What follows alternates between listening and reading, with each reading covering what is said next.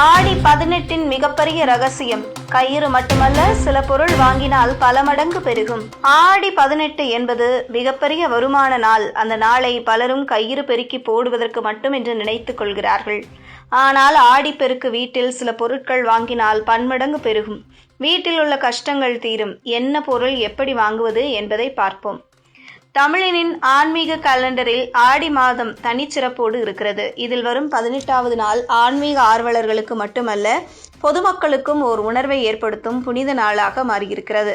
இந்நாளில் பெருகும் காவிரி நதியின் பெருமை, அதன் பாசம், அதன் பங்களிப்பு அனைத்தையும் மக்கள் உணர்ந்து நதிக்கரையில் விளக்கேற்றி புஷ்பங்கள் தூவி தெய்வீக நன்றி செலுத்துகிறார்கள். இது இயற்கையை வணங்கும் நம் பாரம்பரியத்தின் அற்புத வெளிப்பாடாக பார்க்கப்படுகிறது.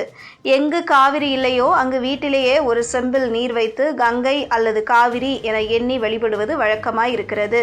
இந்த நாள் ஏன் முக்கியம் என கேட்பவர்களுக்கே பதில். இதுவே வளத்தை வரவேற்கும் நாளாக இருக்கிறது.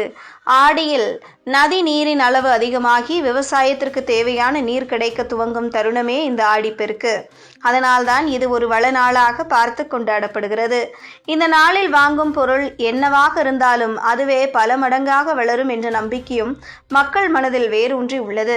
அதனால்தான் சிலர் இந்த நாளில் நகை வாங்குகிறார்கள், சிலர் புதிய வணிகம் தொடங்குகிறார்கள், சிலர் வீடு கட்ட தொடங்குகிறார்கள். எல்லோருக்கும் ஒரே நோக்கம், வளர்ச்சி, நலம், நம்பிக்கை.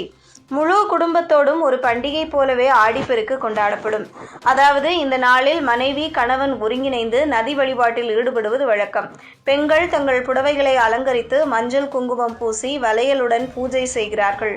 சில இடங்களில் பெண்கள் தனித்தனி குழுக்களாக நதிக்கரையிலே சென்று விளக்கேற்றி கரையை புடவைகளால் அலங்கரித்து கலசம் வைத்து வழிபடுகிறார்கள்.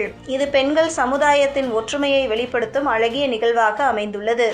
ஆடிப்பெருக்கு அன்று வாங்க வேண்டிய பொருட்களுக்கு ஒரு தனிச்சிறப்பு உண்டு. பெரிய பொருட்களாக இல்லையெனில் கூட சிறிய ஆன்மீக பொருட்களை வாங்கி வைக்க வேண்டும் என்பது நம்பிக்கை.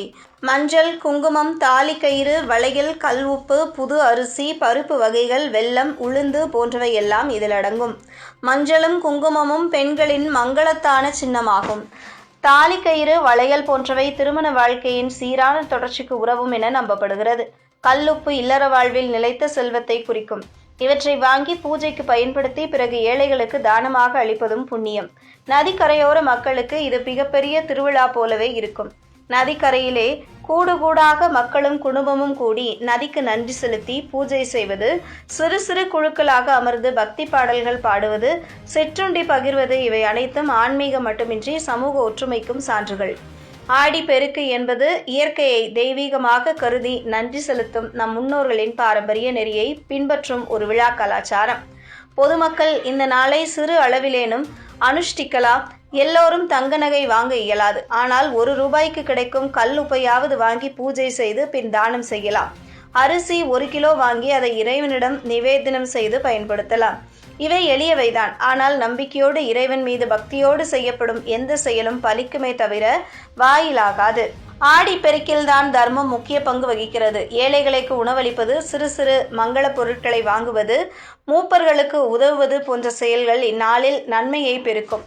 ஒரு தாயாக, ஒரு மகளாக, ஒரு வீட்டு தலைவனாக ஒருவர் செய்யக்கூடிய சிறிய முயற்சிகளே ஒரு வீட்டிற்கு வளர்ச்சியாக மாறும் என்பதே இந்த நாளின் உயர்ந்த நியதி. பசுமை, பாசம், பக்தி, புண்ணியம் இதற்கெல்லாம் அடையாளமாகத்தான் இந்த ஆடிப்பெருக்கு.